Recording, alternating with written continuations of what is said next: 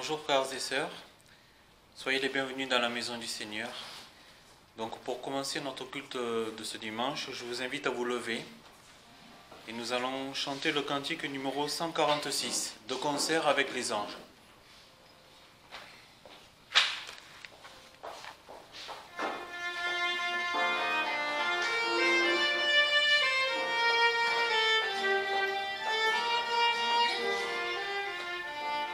Ensemble. De concert avec les anges, acclamons notre Sauveur, et par nos chants de louange, célébrons-le d'un seul cœur. Il revient pour que tout change. Alléluia, quel bonheur, levons les yeux en haut. Alléluia, rendons gloire, chantons l'hymne de victoire. Nous avons tout lieu de croire que Jésus vient bientôt. La fin ne tarde guère, de nos yeux nous le voyons, par les famines, les guerres, par l'angoisse des nations, par les tremblements de terre, par les projets des missions. Levons les yeux en haut. Alléluia, rendons gloire, chantons l'hymne de victoire. Nous avons tout lieu de croire que Jésus vient bientôt. Il vient pour juger le monde, supprimer l'iniquité, dissiper la nuit profonde par sa divine clarté, et sa grâce surabonde pour son peuple racheté.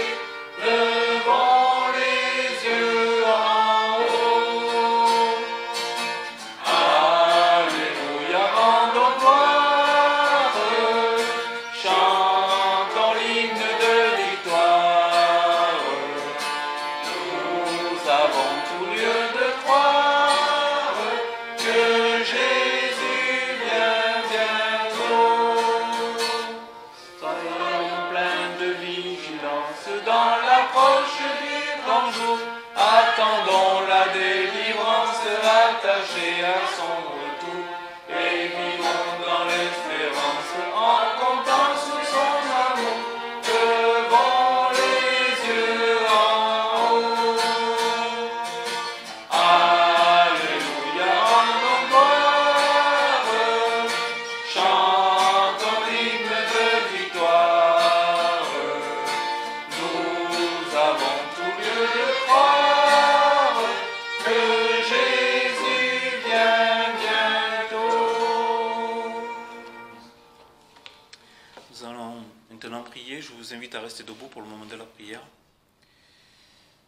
Oui, Seigneur notre Dieu, nous voulons te louer ce matin, te remercier car nous avons conscience du privilège que tu nous accordes de pouvoir nous réunir dans ta maison pour te célébrer, pour t'adorer, pour chanter des cantiques à ta gloire, Seigneur. Seigneur, oui, comme nous venons de le chanter, nous sommes dans l'attente de ton retour, Seigneur Jésus-Christ. Et nous prions, Seigneur, que nous puissions être utiles pour ton œuvre, en attendant que tu reviennes, que nous puissions être des lumières dans ce monde, Seigneur. Et Seigneur, nous te remercions aussi pour toutes choses que tu nous accordes dans ta grâce, dans ton amour. Merci, Seigneur, parce que nous ne pouvons rien faire sans toi. Tout ce que nous pouvons faire, Seigneur, c'est toi qui permets que nous le fassions. Merci pour l'Esprit Saint que tu nous as accordé. Merci, Seigneur, pour ta présence avec nous à chaque instant. Nous voulons bénir ton nom et te rendre toute la gloire qui te revient. Au nom de Jésus-Christ. Amen. Je vous invite à vous asseoir. Nous allons continuer avec le cantique numéro 13, Combattre des mains.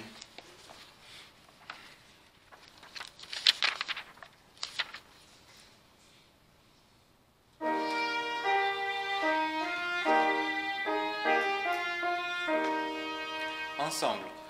Combattre des mains que tous les humains en cet heureux jour viennent tour à tour d'un chant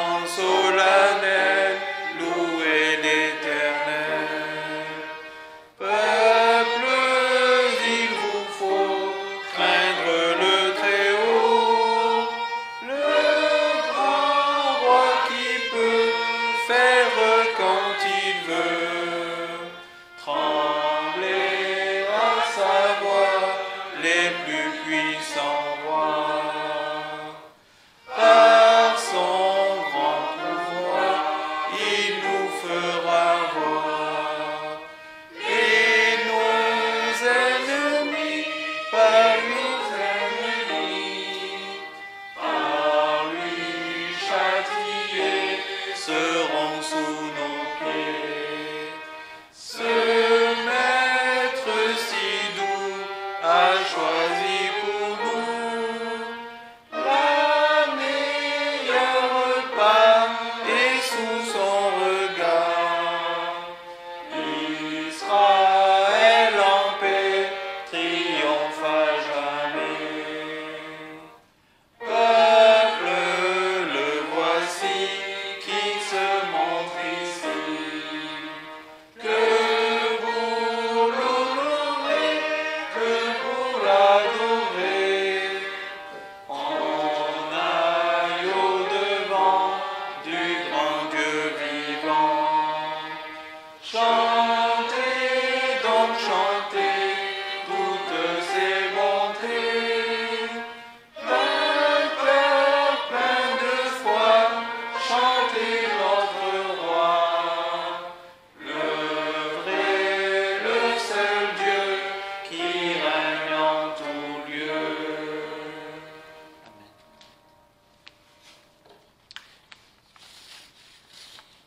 Pour le moment de la pensée, je vous invite à prendre vos Bibles en Romains chapitre 13, versets 8 à 10.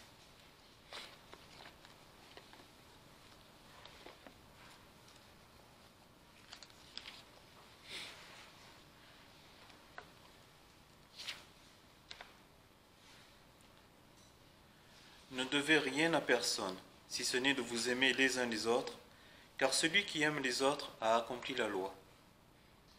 En effet, les commandements, tu ne commettras point adultère, tu ne tueras point, tu ne déroberas point, tu ne diras point de faux témoignages, tu ne convoiteras point, et tout autre commandement, tout cela se résume dans cette parole, tu aimeras ton prochain comme toi-même. L'amour ne fait point de mal au prochain. L'amour est donc l'accomplissement de la loi.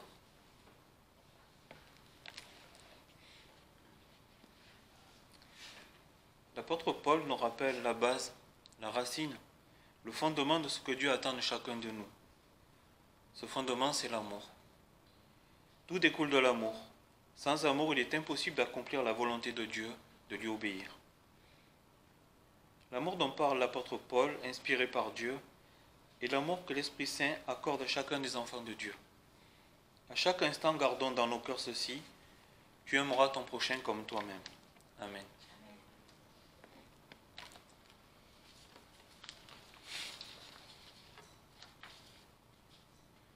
Nous allons poursuivre avec le cantique numéro 339.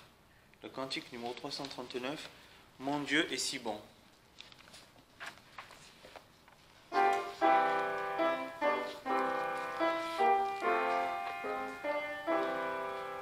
Ensemble. Mon Dieu est si bon, il prend bien soin de moi. Ce Dieu plein d'amour, sais-tu qu'il pense à toi? Il voudrait t'aider dans tes difficultés. Ne tarde pas, viens à lui tel que tu es. Dieu sait si bien ce qui te semble lourd, qui te fait mal, te trouble chaque jour. Il connaît tes chagrins, ta peur du lendemain. Il veut que tout concourt à notre bien. Il vit à jamais, c'est un Dieu tout-puissant. Il te répondra, viens à lui simplement. Quand tout semble noir, triste et désespéré, sais-tu que là-haut, tu n'es pas oublié? Dieu sait si bien ce qui te semble lourd, qui te fait mal, te trouble chaque jour. Il connaît tes chagrins, ta peur du lendemain. Il veut que tout concourt à notre bien. Mon Dieu t'aidera, il conduira tes pas. Si tu veux marcher, appuyé sur son bras, alors ne crains plus, en lui sois affermi. Il accomplira tout ce qu'il a promis.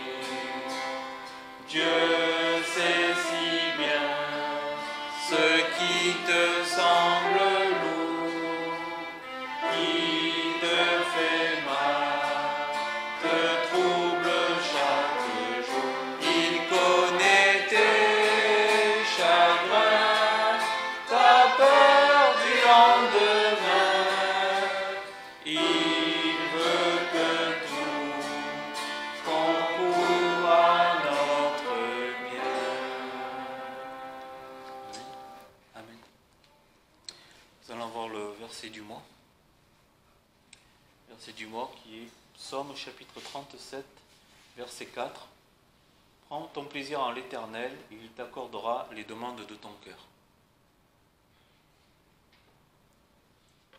Nous allons chanter donc maintenant le cantique numéro 63, l'amour de Dieu.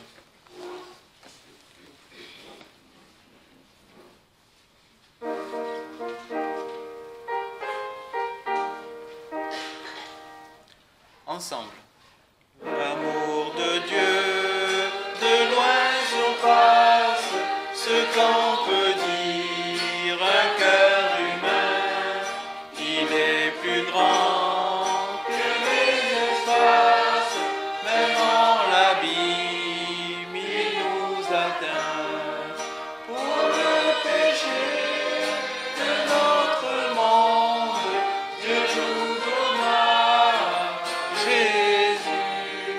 Il nous pardonne nos vies profondes, il sauve les perdus. L'amour de Dieu, c'est si tendre, est un amour sans fin.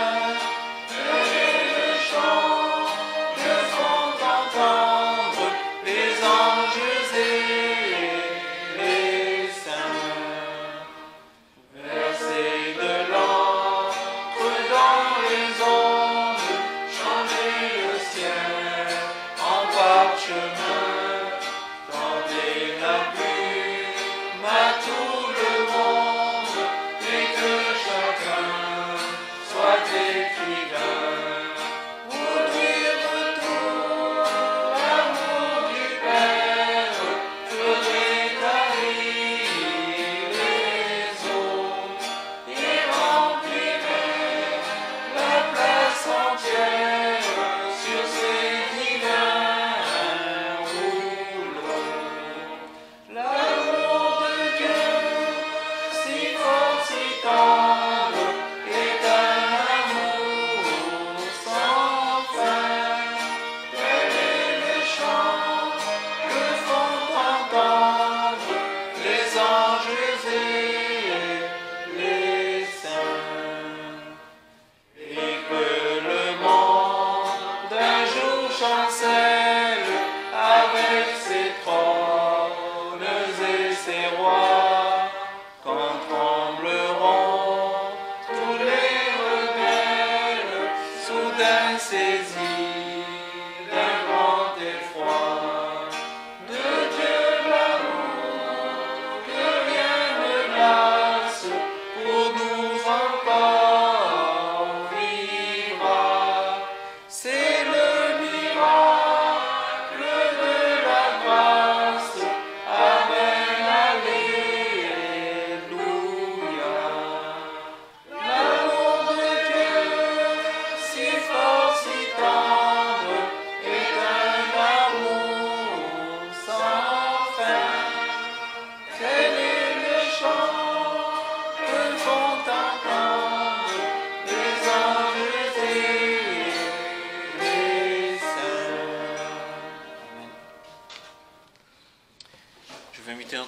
Didier à venir pour nous apporter le message. Voilà, j'aimerais partager avec vous dans la deuxième épître aux Corinthiens un verset, 2 Corinthiens chapitre 4, verset 1. Donc juste avant qu'on ne le lise, je vais prier et remettre ce message entre les mains du Seigneur. Seigneur, c'est vrai que c'est une grâce qui nous est faite de nous présenter devant toi, d'avoir la certitude que malgré nos faiblesses, malgré ce que nous sommes, malgré parfois nos tiédeurs ou nos manquements, Seigneur, tu as tout accompli et tu nous as revêtus de ta personne et nous pourrons éternellement vivre dans ta présence. Seigneur, c'est une grâce. Et aujourd'hui, sur cette terre, c'est aussi une miséricorde qui nous est faite de pouvoir faire quelque chose pour toi, avoir un ministère, travailler, témoigner, parler, chanter, nous réunir, Seigneur, librement. Merci, parce que c'est par la foi que nous pouvons faire ce que tu nous demandes et nous savons que tu pourvois à tous nos besoins et que notre capacité à faire quoi que ce soit nous vienne de toi. Et nous t'en remercions au nom de Jésus-Christ. Et veuille bénir ce message aussi par ta miséricorde et par ta grâce. Amen. Donc voilà, deuxième épître aux Corinthiens, chapitre 4, verset 1. C'est pourquoi, ayant ce ministère selon la miséricorde qui nous a été faite, nous ne perdons pas courage. Voilà, ce verset m'a soutenu pendant toute cette semaine.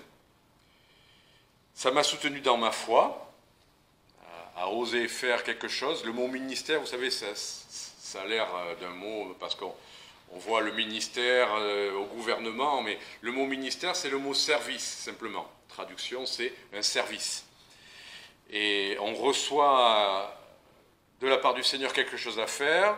C'est un service pour lui, c'est un service pour les frères et pour les sœurs, et c'est un service pour les incroyants. Et il nous faut le faire par la foi, parce que tout se fait par la foi. Mais ce qui est merveilleux, c'est que la foi précède une réalité. Et durant cette semaine, d'abord, ce verset m'a encouragé, m'a soutenu dans ma foi, mais m'a aussi soutenu en réalité. Voilà, c'est ce qu'on va voir maintenant. On va considérer d'abord simplement en quoi consiste le ministère. Quand on dit le ministère, alors qui est dans le ministère, c'est quoi le ministère, on va le préciser. Et puis on verra ce qui fait que nous ne perdons pas courage dans le ministère. Voilà, première chose, donc, en quoi consiste le ministère? Je ne vais pas aller chercher dans toute la Bible. En fait, durant cette semaine, j'ai gardé ma Bible ouverte sur ces 2 pages. Parce que je pense qu'il y a une certaine unité dans ce texte-là. Il est question du ministère de l'apôtre Paul. Dans l'épître aux Corinthiens, Paul, en quelque sorte, défend son ministère face à des détracteurs. Mais il ne parle pas seulement de son ministère, tout en parlant de son ministère, de ce qu'il a encouragé lui, quelles ont été ses épreuves et quelles ont été ses victoires, quels ont été les encouragements. À travers ça, il dit aussi des choses qui concernaient les chrétiens à qui il écrivait, les Corinthiens, mais nous savons aussi que toute écriture est inspirée de Dieu pour nous encourager aussi, nous tous. Donc le mot ministère, là, oui, il faut a priori premièrement le comprendre pour l'apôtre Paul, c'est bien de ça dont il parle dans le contexte, mais aussi parce que nous avons tous reçu un ministère ou des choses à faire que le Seigneur nous a confiées, que ce soit un titre officiel, que ce soit des choses qu'on doit faire tous, peu importe, ce qui compte, c'est qu'on doit faire ce que le Seigneur nous a montré.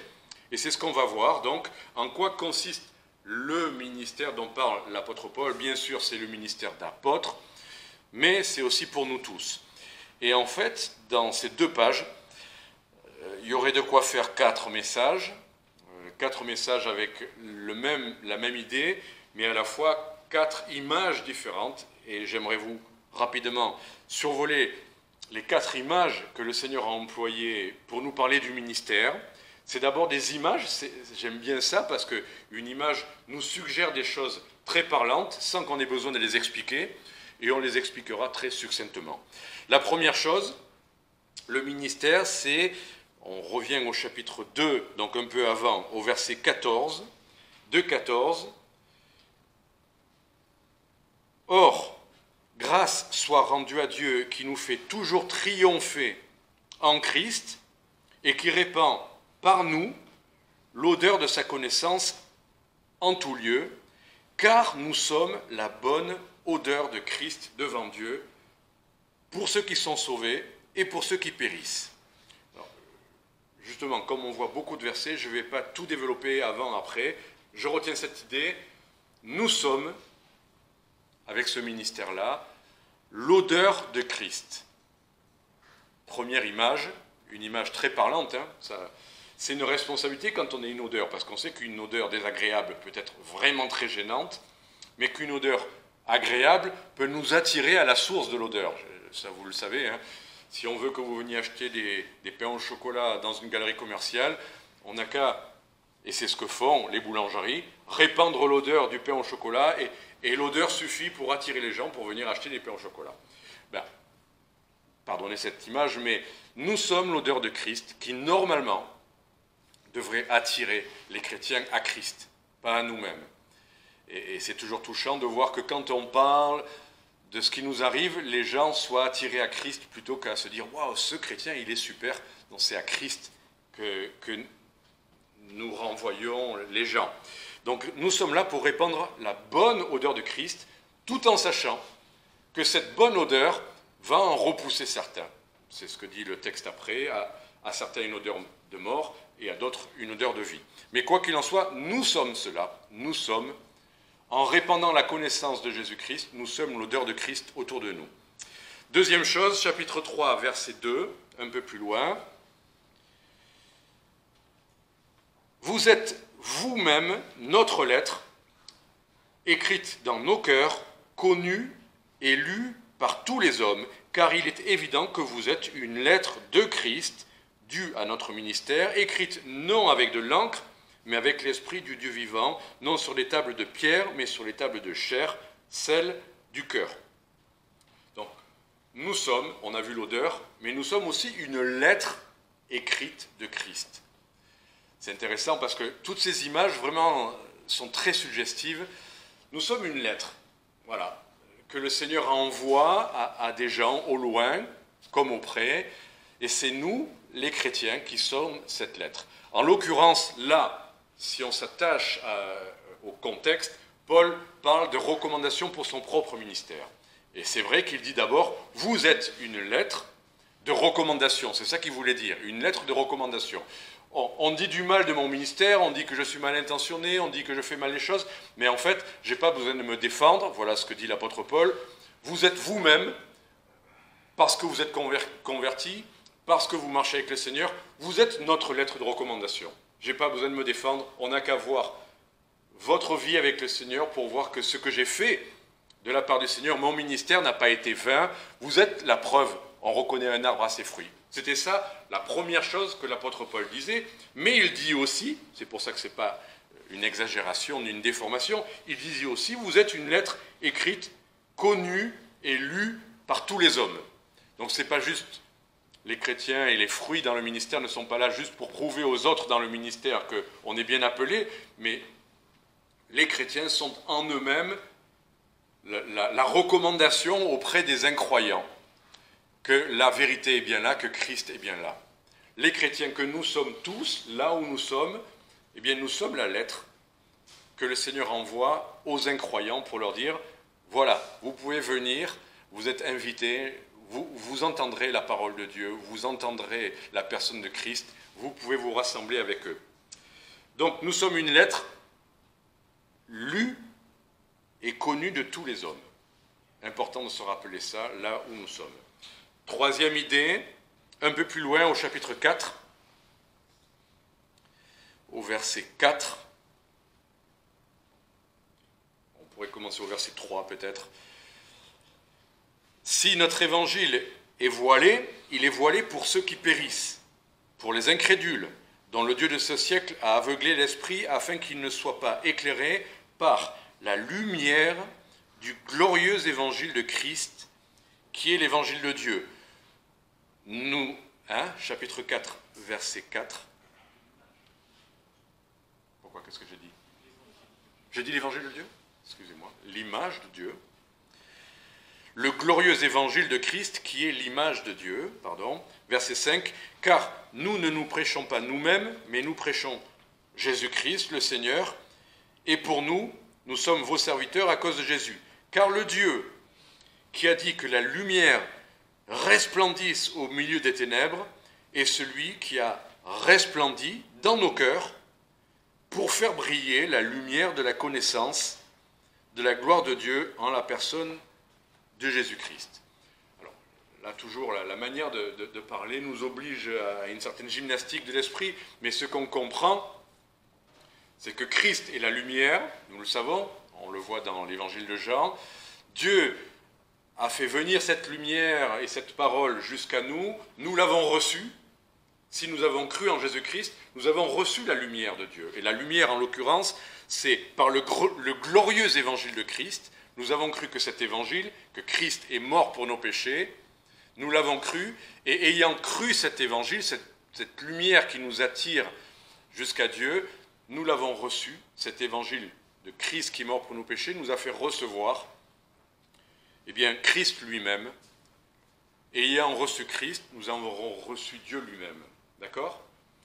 Voilà. Donc, le Seigneur, puisque nous avons reçu la lumière, a fait briller cette lumière d'abord dans nos cœurs.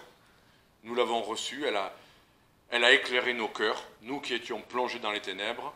Et cette lumière, elle n'est pas que dans nos cœurs. Normalement, elle doit nous sortir des yeux, de la bouche, dans nos actes. Cette lumière va resplendir au dehors. Et elle va, là encore, attirer ceux qui sont dans les ténèbres à la lumière qui est Christ. Donc, ayant reçu l'évangile, le glorieux évangile de Christ, nous avons reçu Dieu qui a brillé dans nos cœurs et qui brille par nous. Maintenant, nous sommes Jésus-Christ est la lumière, mais il a appelé ses disciples, vous le savez, il nous envoie comme des lumières dans le monde. Nous sommes des petites lumières qui attirent à la grande lumière. Je me rappelle, j'ai eu l'occasion de prêcher à Montauban aux obsèques d'un chrétien dont il était facile de parler, parce que je savais cet homme avait eu toute sa vie un témoignage de bienveillance, de simplicité, de vie chrétienne. Et même si je le connaissais moins bien que d'autres, je savais que parler de lui à des gens qui le connaissaient, ça serait facile. Mais au final, j'ai donné une illustration que j'avais vue quelques heures avant, quand j'étais dans le salon. Paul Élie, mon fils, notre fils, était tout petit à l'époque, et à un moment donné, je l'entends qui dit « Lumière, lumière, lumière !» Et je le voyais qui regardait au plafond, et je me dis « Qu'est-ce qui lui arrive ?» Et à un moment donné, j'ai vu une petite lumière qui se déplaçait au plafond, et j'ai dit « Ben voilà, c'est ça qu'il a vu la lumière, et il voit cette petite lumière. » Mais en fait, la lumière n'était pas là. Ça vous arrive des fois peut-être dans votre cuisine ou dans votre appartement. Vous vous rendez compte que la lumière a frappé votre montre et c'était vous qui étiez en train de faire cette petite lumière au plafond qui n'était qu'un reflet que vous aviez reçu, mais qui venait de quoi? De la lumière qui est le soleil. Donc ni cette petite lumière qui n'est qu'un tout petit reflet au plafond n'est la lumière, pourtant elle en a les caractéristiques.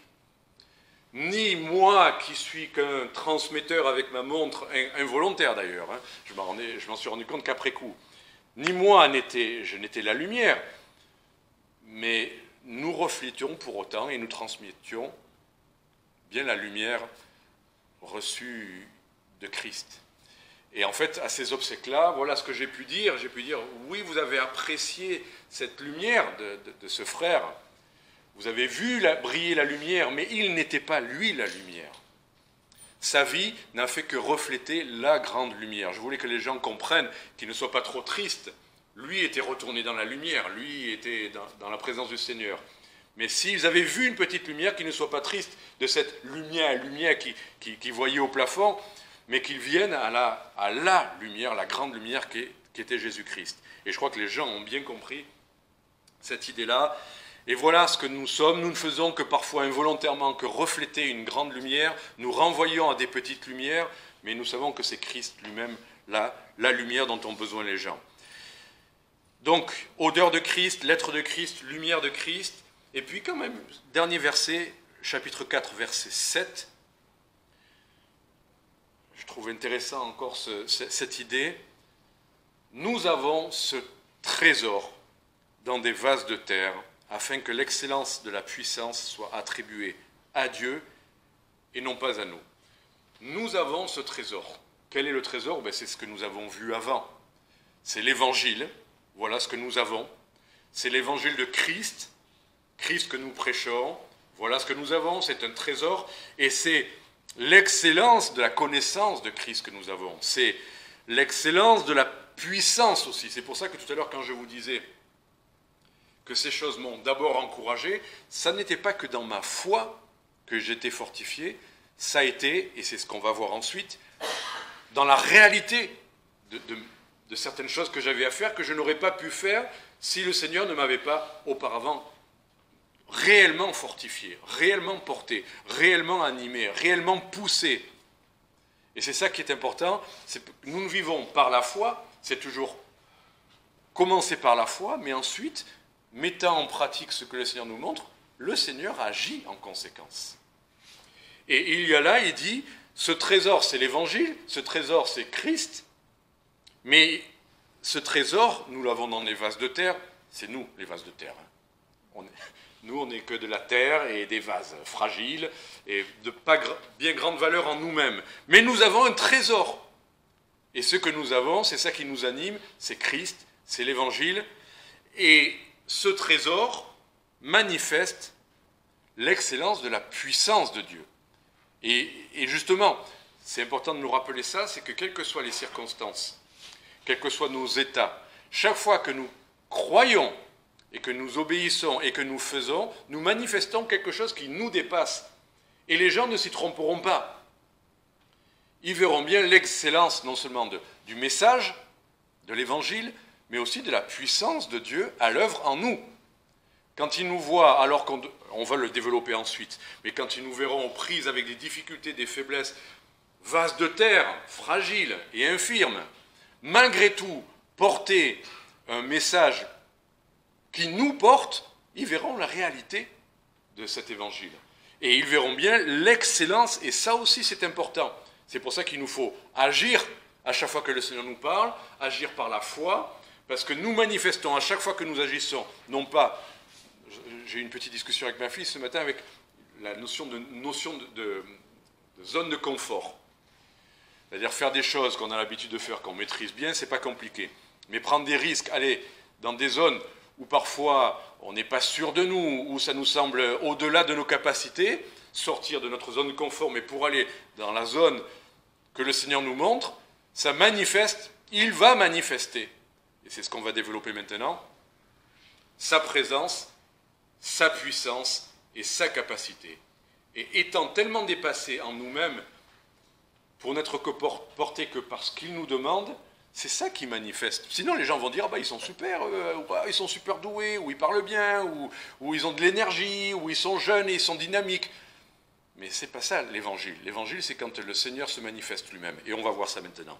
Donc voilà, nous avons un message à apporter la connaissance de Jésus-Christ, mais nous incarnons ce message littéralement. Nous sommes l'odeur de Christ, nous sommes une lettre écrite, et notre vie aussi manifeste une puissance que les gens vont voir. Si vous voyez une voiture en 3 secondes passer de 0 km/h à 100 km/h, vous le voyez, et vous n'attribuez pas ça à la puissance du conducteur, vous savez bien que c'est le moteur qui fait ça. Et voilà ce que nous ne sommes que des porteurs, mais la puissance se manifeste aussi. Nous avons un glorieux évangile, la personne de Christ, Christ qui est l'image de Dieu. Vous voyez, on a l'évangile à apporter, quand des fois on dit « disons juste que Christ est mort pour nos péchés, ça suffit ». Oui, mais il faut croire aussi que c'est glorieux, il faut croire aussi que c'est Dieu lui-même qui est là. Dieu était en Christ, réconciliant le monde avec lui-même. Et c'est important. C'est important parce que justement, c'est la pierre angulaire, c'est aussi la pierre d'achoppement pour tout le monde. Toutes les religions qui s'opposent à l'évangile parfois ont des points communs, mais sur la personne de Christ, qu'il est Dieu lui-même incarné, là, c'est la pierre d'achoppement, et il faut y venir. Et il faut annoncer la personne de Christ, mort pour nos péchés, ressuscité, mais qui est aussi le Fils éternel de Dieu. Donc, voyons maintenant ce qui nous encourage, parce qu'il est question d'encouragement aussi dans ces passages. On pourrait dire, d'avoir vu tout ça, c'est encourageant, mais ça pourrait être aussi décourageant, parce que c'est une telle responsabilité que d'être l'odeur de Christ, que d'être la lumière de Christ, que d'être une lettre de Christ. Alors pourquoi, dans ce texte-là, le Seigneur veut nous encourager à persévérer? Pourquoi le Seigneur veut nous encourager dans ce ministère, alors qu'on pourrait dire, mais c'est tellement glorieux, c'est tellement magnifique, on n'a pas besoin de nous encourager, quoi. Enfin, c'est une évidence. Quand on est ça nous porte, oui et non. Et on va voir justement pourquoi et en quoi pourrions-nous perdre courage. Ben, vous savez quoi, l'apôtre Paul avait des difficultés aussi. Il a eu des attaques, il a eu des sources de découragement. Si le Seigneur nous dit « nous ne perdons pas courage », ça veut dire qu'il était à 2 doigts de perdre courage. Je ne sais pas, moi, si je me lance dans la cuisine, j'ai pas peur de perdre courage, quoi. Je vais mettre de l'eau à bouillir, mettre des pâtes, je vais rajouter de la crème, enfin, je risque pas de perdre courage. Je suis animé et d'inspiration, enfin, bon, je plaisante. Mais le ministère, toutes ces choses que le Seigneur nous a confiées, s'il dit « nous ne perdons pas courage », c'est qu'il y a des moments où on risque de perdre courage. Alors, qu'est-ce qui pourrait nous faire perdre courage dans ce ministère d'annoncer l'Évangile, d'annoncer Christ glorieux? Chapitre 2, verset 15. D'abord, justement, cette idée que nous sommes la bonne odeur de Christ devant Dieu, pour ceux qui sont sauvés, pour ceux qui périssent. À ceci, une odeur mortelle donnant la mort, et à cela, une odeur vivifiante donnant la vie. Et qui est suffisant pour ces choses? Première idée, c'est que alors que nous avons ce glorieux message, magnifique message de Christ crucifié et image de Dieu, il y a des gens que ça repousse. Enfin, je ne vais pas dire incroyablement, parce qu'il y a aussi souvent notre part dans le fait qu'on est peut-être repoussant. Mais quand bien même nous ferions parfaitement ce que Dieu attend de nous, pour certains, nous resterons une odeur de mort. Pour ceux qui ne vont pas croire, on va le voir encore après, ceux qui périssent, nous resterons une odeur de mort. Je ne sais pas ce que ça vous fait, mais imaginez, j'ai toujours des images bizarres qui viennent, mais que vous ne sentiez pas très bon ce matin, pour je ne sais quelle raison. Le sport, pas eu le temps de vous préparer, voilà. Être au milieu des autres, proche des autres, qu'est-ce que ça vous provoquerait comme sentiment intérieur? De dire, bah, je sens mauvais, ben voilà, ça vous gênerait, vous seriez mal à l'aise.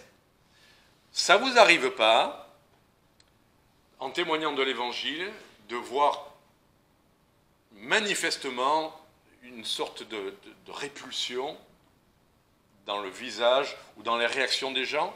Ça ne vous arrive pas, ça? De voir que vous les mettez mal à l'aise, que vous les gênez, tout en étant la bonne odeur de Christ, pour eux, c'est une mauvaise odeur, et vous le voyez, vous le sentez. Ils s'éloignent, ils s'écartent, ils font une drôle de tête, ils commencent à parler, parce que c'est ça, quand vous sentez mauvais, les autres vont le dire, oh, tu as senti comme ils sont, ils sont pas bons.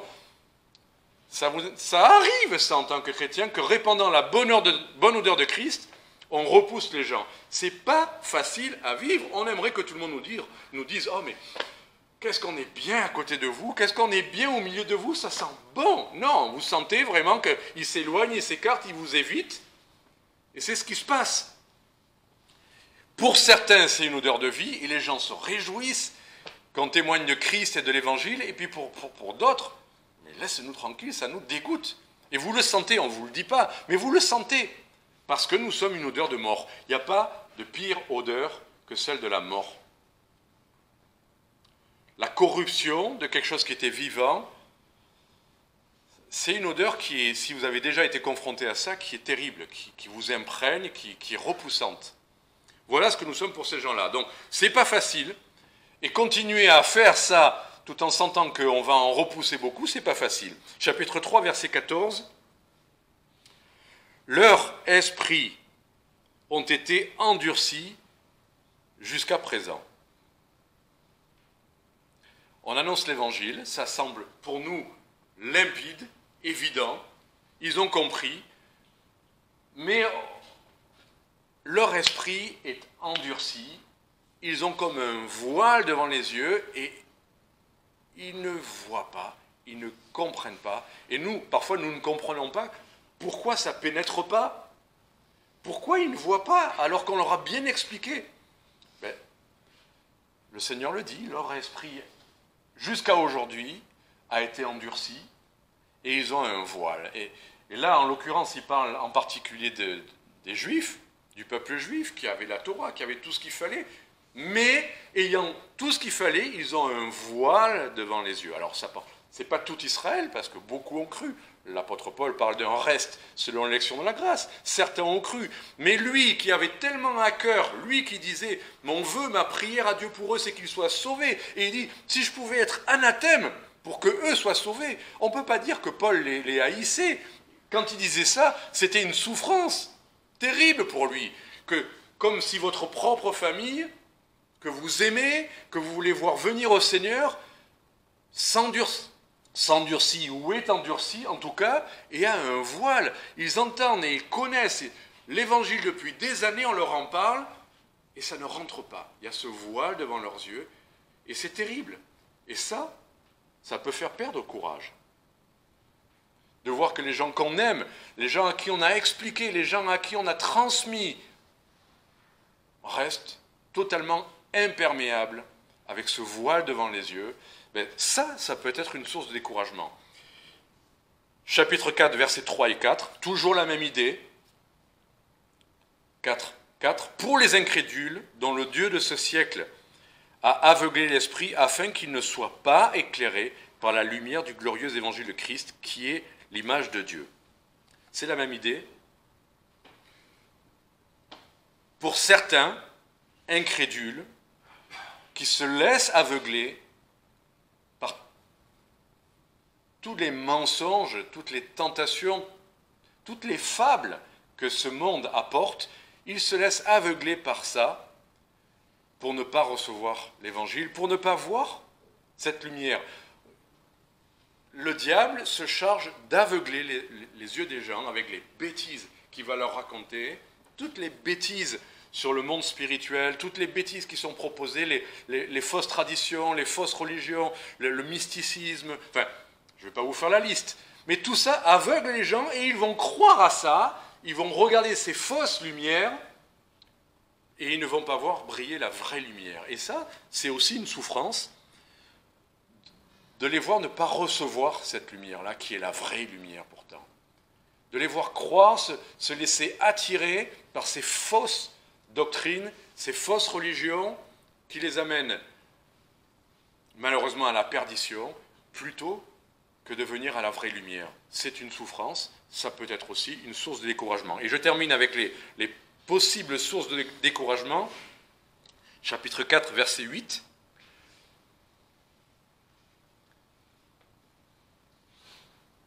Nous sommes pressés de toute manière, mais non réduits à l'extrémité, en perplexité, mais non sans espérance, persécutés, mais non abandonnés, abattus, mais non entièrement perdus. Là, c'est autre chose dont il est question. Là, il parle vraiment des persécutions que les chrétiens subissent quand ils veulent témoigner. Nous ne connaissons pas, en France, actuellement, de telles persécutions physiques. On est allé dans la rue hier, on a distribué, on a parlé avec des gens, d'autres origines religieuses. Personne n'est arrivé en nous tampant dessus, en nous poursuivant, on n'a pas été jeté en prison. Bon. Il y a toutefois des choses que nous faisons où il y a une certaine opposition spirituelle. Quoi qu'il en soit, le Seigneur dit, celui qui veut vivre pieusement, celui qui veut vraiment annoncer l'Évangile, il passera par ces états. Paul n'a pas développé, ailleurs il a développé, mais il dit simplement être pressé, parfois nous sommes pressés, en perplexité. Voilà, la perplexité c'est, on se demande, on ne comprend pas ce qui arrive, on ne trouve pas d'explication à certaines choses, on est intellectuellement, on n'arrive pas à tout réconcilier dans ce qui arrive, dans ce qui nous arrive parfois. Persécuté, ça peut arriver, mais pas abandonné, abattu. L'apôtre Paul a dit abattu. Mais non, nous on lui répondrait, mais Paul, tu es l'apôtre, toujours soutenu par le Seigneur, tu n'as jamais été abattu. Il a dit oui, j'ai été abattu. L'apôtre Paul, il y a plein de témoignages dans les Écritures qui montrent qu'il était sujet au découragement, voire au désespoir. Il l'a dit ailleurs, hein, désespérant même de la vie, croyant qu'il allait mourir. L'apôtre Paul est passé par tous les états émotionnels. Ne croyons pas que quand on a ce glorieux message à porter, on ne va pas passer par des moments de découragement et d'abattement profond. Mais pas entièrement perdu. C'est comme si vous étiez presque, il ne restait plus que la possibilité de respirer et on croyait qu'on allait mourir, mais pas entièrement perdu. Non. Et c'est ça que le Seigneur veut nous dire et qu'on va voir maintenant, que malgré toutes ces difficultés dans le ministère, quand on veut évangéliser, ces choses qui s'opposent, qui nous rendent perplexes, ces moments qui peuvent nous décourager et nous abattre, nous ne perdons pas courage et on va voir très rapidement toute une liste. On va dire qu'on va faire une petite cure de vitamines. Voilà, à titre préventif comme à titre curatif, nous allons avoir tout un traitement. Si on n'est pas sujet au découragement, très bien. Si tout va bien, nous sommes asymptomatiques. Prenons quand même des vitamines au cas où ça pourrait venir. Si nous sommes un peu fatigués, peut-être limite abattus, prenons des vitamines. Donc on va voir maintenant les vitamines. Le Seigneur nous dit, nous ne perdons pas courage. Pourquoi nous ne perdons pas courage malgré tout ce qu'on a pu vivre? Chapitre 2, verset 14. Grâce soit rendue à Dieu qui nous fait toujours triompher en Christ et qui répand par nous l'odeur de sa connaissance en tout lieu. Il nous fait toujours triompher en Christ. Quel que soit l'état par lequel nous pouvons être passés, ce qu'on a décrit tout à l'heure, perplexité, doute, découragement, Paul dit pourtant, eh bien, Dieu nous fait toujours triompher en Christ. Qu'est-ce qu'il veut dire par là? Que les gens vont se convertir? Non, ça restera la même chose. Il peut y avoir des gens qui se convertissent et des gens qui ne se convertissent pas. Non, il n'enlèvera pas les sources de découragement ou d'abattement tout le temps. Il en enlèvera certaines, d'autres il nous les laissera. Pourtant, il nous fait toujours triompher. C'est quoi notre triomphe? C'est ce que dit l'apôtre Jean dans 1 Jean. Il dit la foi. Nous triomphons du monde, nous triomphons des attaques de l'ennemi, nous triomphons. Oui, mais il y en a qui sont abattus et qui sont mis à mort. Ils ont triomphé. Ceux qui sont morts sur les bûchers, ils ont triomphé. Ce qui triomphe du monde, c'est pas que nous soyons toujours vivants, que nous soyons toujours en forme, que nous soyons toujours victorieux dans l'Évangile, c'est que nous soyons toujours debout. Ça a l'air d'une phrase toute faite, mais c'est bien ça. Être debout, c'est ce que Paul a décrit. Oui, peut-être abattu, mais pas entièrement perdu. Il y a encore quelque chose qui nous rapproche au Seigneur. Nous ne doutons pas. Job est passé par tous les états. On pourrait dire abattu.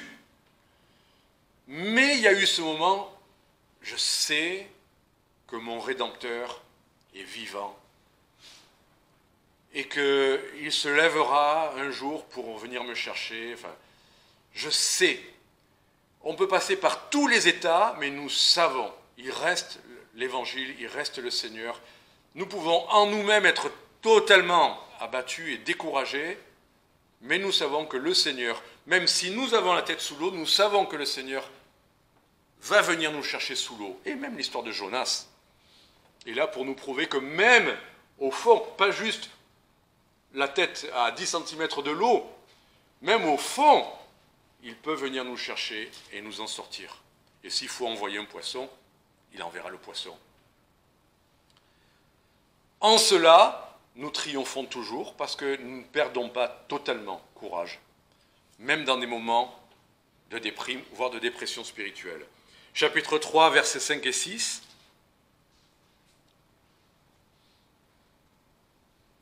Non que nous soyons capables par nous-mêmes de penser quelque chose comme de nous-mêmes, mais notre capacité vient de Dieu,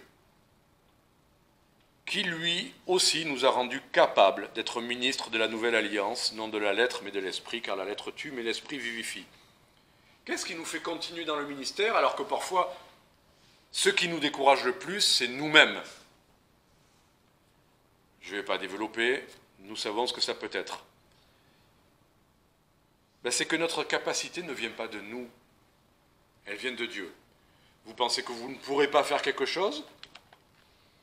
Ne cherchez pas votre capacité en vous-même. Demandez à Dieu qui vous donne ce qui vous est nécessaire pour faire ce qu'il vous a demandé.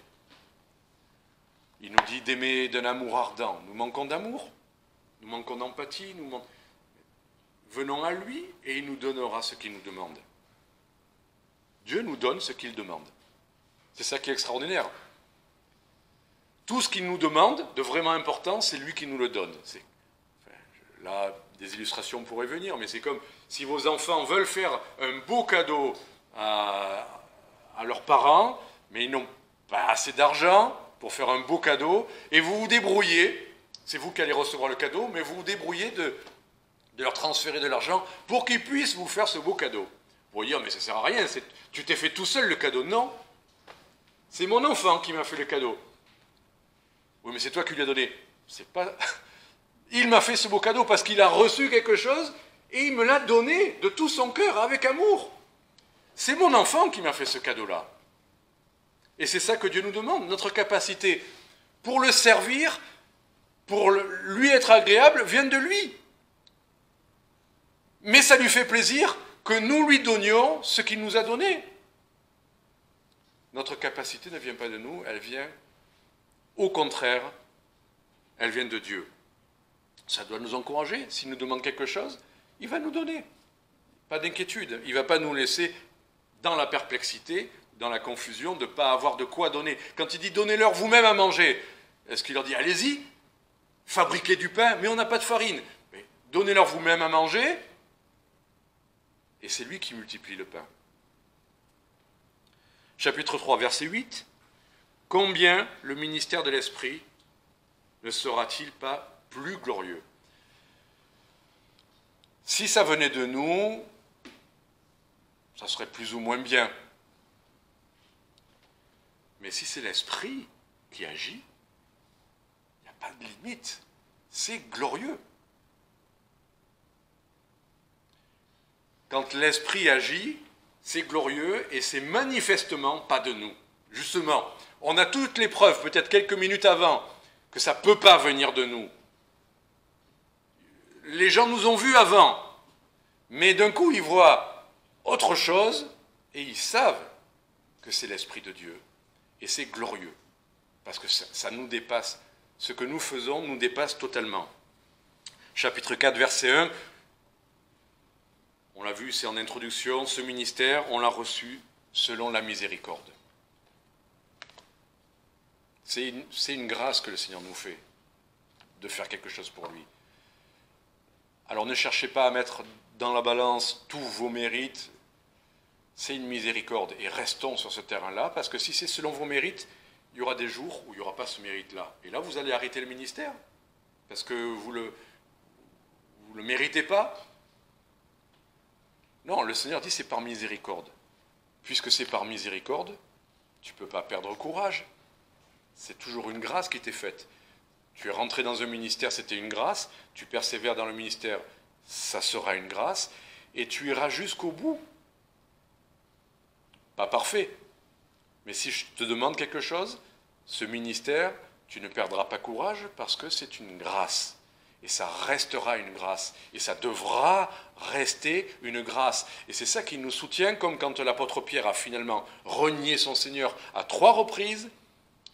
Le Seigneur a dit, ben d'accord, est-ce que tu m'aimes? Comme je peux, mais tu sais que je t'aime, alors paie mes brebis. Là, l'apôtre Pierre ne peut pas dire, quoi que tu me dises, je le ferai, Seigneur. À la mort s'il le faut. Là, il peut juste dire, je le ferai parce que je t'aime, mais tu sais, à peine, mais tu le feras parce que c'est une grâce qui t'est accordée. Et c'est une grâce qui nous soutiendra jusqu'au bout. Et c'est ça qui fait qu'on ne perd pas courage. On ne perd pas courage parce que c'est une grâce. Chapitre 4, verset 5. Nous ne nous prêchons pas nous-mêmes, mais nous prêchons Jésus-Christ, le Seigneur. Et pour nous, nous sommes vos serviteurs à cause de Jésus. Parce qu'on ne se prêche pas nous-mêmes. On prêche Christ. Donc ça va, il n'y a pas de souci. Les gens n'ont pas besoin de nous-mêmes, de nos perfections, bien qu'il faille tendre à la perfection. Il faut pas pour autant faire n'importe quoi. Mais nous ne nous prêchons pas nous-mêmes. S'ils ont vu quelques défauts, ne nous arrêtons pas, demandons pardon, réglons ce que nous avons réglé, mais prêchons Christ. Ça, on ne peut pas perdre courage, puisque c'est toujours lui que nous prêchons et pas nous-mêmes. Chapitre 4, verset 7. Nous avons ce trésor dans des vases de terre, afin que l'excellence de la puissance soit attribuée à Dieu et pas à nous. La puissance est attribuée à Dieu et pas à nous. C'est aussi encourageant de savoir que nous manquons. Regardez les lettres dans l'Apocalypse. Il y a bien une église où il dit, tu as peu de puissance, je le sais, mais ce que tu as, garde-le. Et les gens verront une puissance quand même. Ne croyons pas que la puissance, c'est parce que justement on est 10 000 et qu'il y a des miracles. La puissance, c'est d'être encore debout, alors qu'on devrait être abattu, comme on l'a vu tout à l'heure. La puissance sera attribuée à Dieu. Comme si, c'est une illustration encore, mais comme quelqu'un qui vient de se faire agresser, qui est laissé pour mort, et surnaturellement se relève. C'est ce qui est arrivé, vous vous rappelez, quand l'apôtre Paul a été lapidé, il a été laissé pour mort. Et puis il a été entouré par les frères, et il s'est levé, et il est rentré dans la ville. Vous ne pensez pas que les gens de la ville ont été impressionnés par ça? Ils savaient qu'il avait été lapidé, ils savaient qu'il était laissé pour mort. Et quelques minutes après, ils le voient debout, en train de recommencer à prêcher. La puissance est attribuée à Dieu. Chapitre 4, verset 11, il reste 2 vitamines. Les vitamines, il y en a beaucoup. Mais tant mieux. Chapitre 4, verset 11, mais c'est la même idée. Car si nous vivons, nous sommes sans cesse livrés à la mort à cause de Jésus, afin que la vie de Jésus soit aussi manifestée dans notre chair mortelle. Et nous disons, Seigneur, enlève toutes les difficultés pour que je puisse annoncer l'évangile. Et le Seigneur dit, tout ça, ça t'arrive justement pour que les gens ne voient que ma vie. Nous sommes sans cesse, l'apôtre Paul dit sans cesse, il n'a pas dit, il y a des moments de répit, des fois c'est mieux, nous sommes sans cesse livrés à la mort, c'est-à-dire, il y a toujours, d'une manière ou d'une autre, une épreuve, une difficulté. Et nous disons, Seigneur, enlève-moi cette écharpe, et le Seigneur dit, ma grâce te suffit. Justement, afin, ou à cause de Jésus, afin que la vie de Jésus soit aussi manifestée dans notre chair mortelle. Et dernier point, chapitre 4, versets 16 et 17. C'est pourquoi nous ne perdons point courage. Et si notre homme extérieur se détruit, tiens, ça aussi, ça en fait partie. Quand on commence à vieillir, notre homme extérieur réagit plus avec autant de dynamisme qu'avant aux sollicitations. Peu importe. Est-ce que le Seigneur n'a envoyé que des jeunes gens vigoureux dans le ministère? Est-ce qu'on doit aller évangéliser juste quand on a entre 17 et 25 ans? Et puis après, non, laisser les jeunes, parce que c'est ça qui est merveilleux, c'est de voir toutes les générations. On n'est pas à évangéliser parce qu'on est jeune, on n'est pas à évangéliser parce qu'on est pasteur ou évangéliste, on n'est pas à évangéliser, on n'a pas reçu un ministère qui s'arrête à 35 ans ou à 40 ans ou à 60 ans, puisque c'est la vie de Christ que les gens ont besoin de voir. Et justement, qu'ils voient tous les âges, tous les styles de personnes, montrent bien que c'est la vie de Christ qui anime les rachetés. Ça fait partie des choses qu'on chante aussi. Voilà. Donc, notre homme extérieur se détruit, d'accord, mais l'intérieur se renouvelle de jour en jour. Il n'y a pas de souci. C'est irréversible ce qui arrive à nos corps. Le temps qui passe, la vieillesse, c'est irréversible jusqu'à la résurrection. Après la résurrection, ça sera glorieux. Mais sur cette terre, nos corps, que vous le vouliez ou non, que vous fassiez du sport ou pas, que vous preniez des vitamines ou pas, peu importe, votre corps va décliner. Ses capacités, capacité intellectuelle, capacité physique, capacité de mouvement, tout ça, ça décline. C'est écrit. Cet homme extérieur, il se détruit. Mais l'intérieur, lui, n'a pas de raison de se détruire. Même si notre mémoire défaille, regardez Siméon, son cantique à la fin de sa vie, regardez la veuve aussi, Anne, la prophétesse, fin de vie, à fond pour le Seigneur. Esprit prophétique, vision. L'intérieur se renouvelle de jour en jour. À ça, il n'y a pas de limite. Moi, ça m'encourage. Ça m'encourage de savoir que la grâce de Dieu suffira jusqu'au bout. Ça m'encourage de savoir que son esprit ne diminuera pas. Ce que le Seigneur me demandera, il l'animera. Et ça me suffit.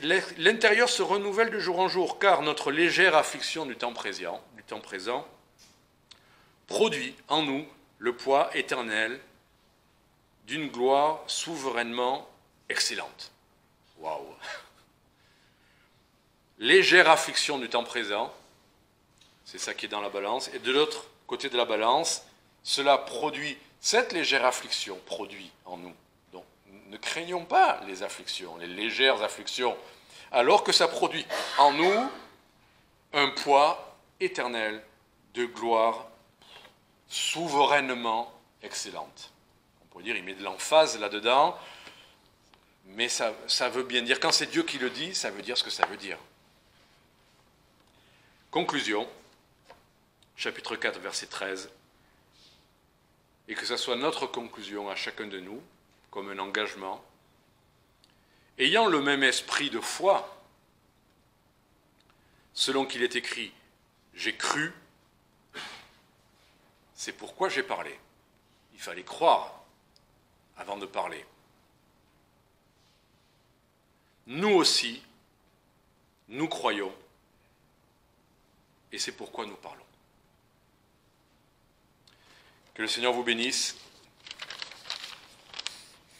que nos légères afflictions du temps présent, quelles qu'elles soient, même si elles nous semblent lourdes parfois, par rapport dans la balance au poids éternel de gloire qui nous attend, nous ne perdons pas courage. Merci Didier. Avant de terminer ce culte, je vous invite à vous lever pour chanter le cantique numéro 188. Ensemble, nous pouvons chanter.